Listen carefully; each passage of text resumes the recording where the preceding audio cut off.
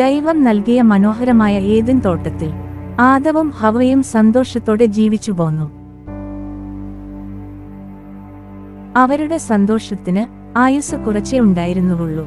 കാരണം വലിയൊരു അപകടം അവരെയും കാത്ത് ഏദന് നടുവിൽ ഇരിപ്പുണ്ടായിരുന്നു. സാത്താൻ പാമ്പിന്റെ രൂപത്തിൽ സവിശേഷമായ ഫലം തരുന്ന മരത്തിൽ നിലയുറപ്പിച്ചിട്ടുണ്ടായിരുന്നു. പാമ്പ് ഹവയെ സമീപിച്ച് പറഞ്ഞു, സ്ത്രീയെ, ഈ ഫലം നോക്കൂ, എത്ര ഭംഗിയുള്ളതും സവിശേഷവും രുചിയുമുള്ളതാണെന്ന്. ഹവ മരത്തിലേക്ക് നോക്കി. അപ്പോൾ പാമ്പ് പറഞ്ഞു, ഈ ഫലം നീ തിന്നാൽ നീ മരിക്കില്ല, നീയും ദൈവത്തെ പോലെ ജ്ഞാനിയാകും. അപ്പോൾ ഹവ പാമ്പിനോട് സംശയത്തോടെ ചോദിച്ചു, പക്ഷേ ദൈവം പറഞ്ഞിരുന്നല്ലോ ഈ ഫലം ഭക്ഷിക്കരുതെന്ന്. പാമ്പ് ചിരിച്ചുകൊണ്ട് ഹവയോട് പറഞ്ഞു, നിങ്ങളും അവനെപ്പോലെയാകും എന്ന് അവനറിയാം. അതുകൊണ്ടാണ് അവൻ അങ്ങനെ പറഞ്ഞത്. നീ ധൈര്യമായി ഇത് ഭക്ഷിക്കൂ. ഇത് കേട്ട് ഹവ്വ ആ ഫലം ഭക്ഷിച്ചു. അവളുടെ കണ്ണുകൾ തുറന്നു. അവൾ അത് ആദത്തിനും ഭക്ഷിക്കാൻ നൽകി. അവന്റെ കണ്ണുകളും തുറന്നു. അപ്പോൾ അവൻ അവളോട് ചോദിച്ചു, നീ എന്താണ് ചെയ്തത്?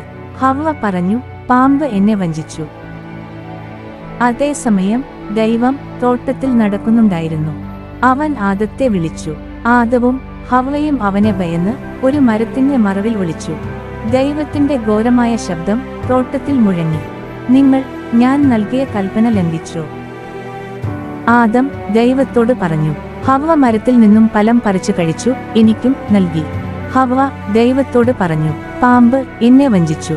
ദൈവം അവരോട് കൽപ്പിച്ചു, നിങ്ങൾ പാപം ചെയ്തതുമൂലം ഭൂമി ശപിക്കപ്പെട്ടിരിക്കുന്നു. നിങ്ങൾ മണ്ണിൽ കഷ്ടപ്പെടും. മണ്ണിൽ നിന്നും ഉണ്ടായവർ മണ്ണിലേക്ക് തന്നെ മടങ്ങും. അങ്ങനെ ദൈവം അവരെ ഏദൻ തോട്ടത്തിൽ നിന്നും പുറത്താക്കി.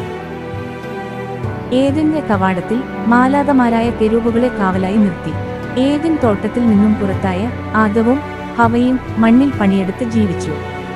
ദൈവം പറഞ്ഞതുപോലെ അവൻ നെറ്റിയിലെ വിയർപ്പുകൊണ്ട് ഭക്ഷണം സമ്പാദിച്ചു. അവൾ അവനാൽ ഗർഭം ധരിച്ച് വേദനയോടെ 2 ആൺമക്കൾക്ക് ജന്മം നൽകി. ആദവും ഹവയും അവർക്ക് കായൻ എന്നും ആബേൽ എന്നും പേരുകൾ നൽകി.